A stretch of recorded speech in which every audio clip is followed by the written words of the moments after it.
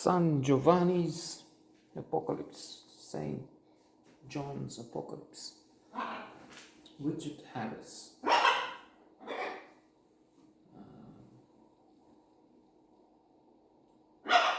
Richard Harris was a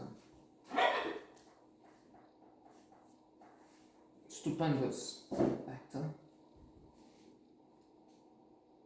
I've seen in his late years in Gladiator as one film that has won quite a few Oscars and is well known, popular. But he also acted in something like this, which is much more obscure, maybe forgotten,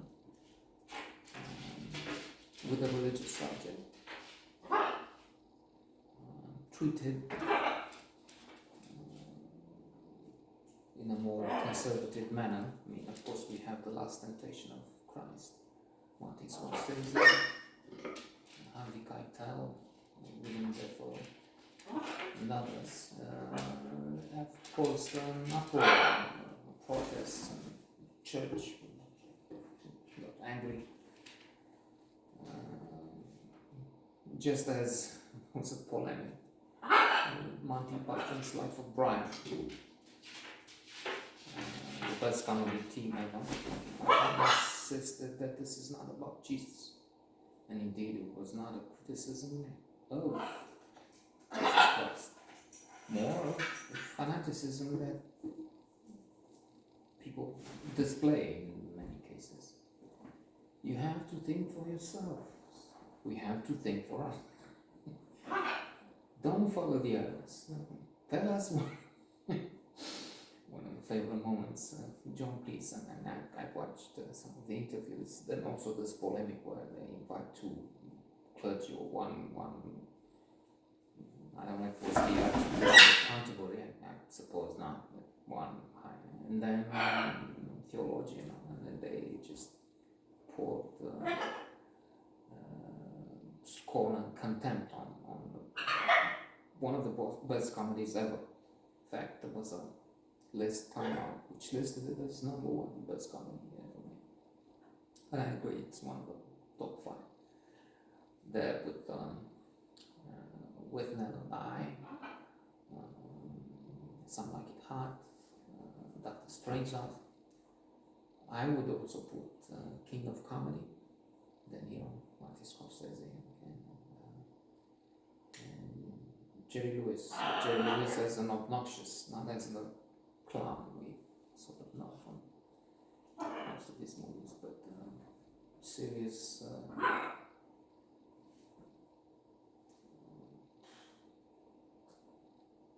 Rather loathsome.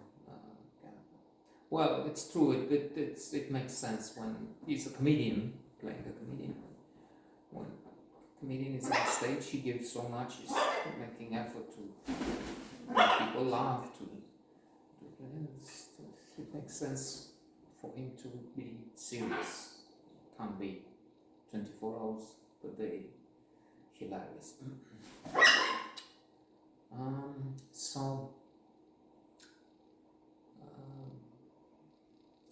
I would say for believers, this is entertaining is not the word, but it's something they want to watch and they feel reverence and all the appropriate feelings. I can only guess it. I don't feel them because I'm a non-believer. Well, maybe things will change when the final moments approach. I was thinking about that. It's numb in the air.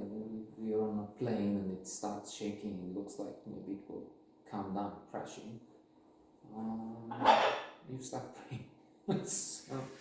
When that plane, this plane will be near ground, it will be a whole different ballgame. Plus, to think of Pascal's wager. If it makes sense to be a believer, respect the rules if there is a God, you won the lottery. If there isn't, what did you lose? Nathaniel Branden will argue differently.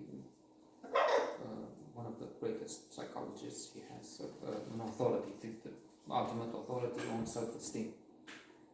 He has the classic book 6 Principles of Self-Esteem. He also has a work called Psychological Effects of Religion, in which he argues that religion is dangerous to your health, mental health, in that you have somebody watching over your shoulder all the time, the big brother in the sky, and he's not just ready, but according to the rules there in the big book, he will. If you masturbated at the age of 15, you will pay for that 35.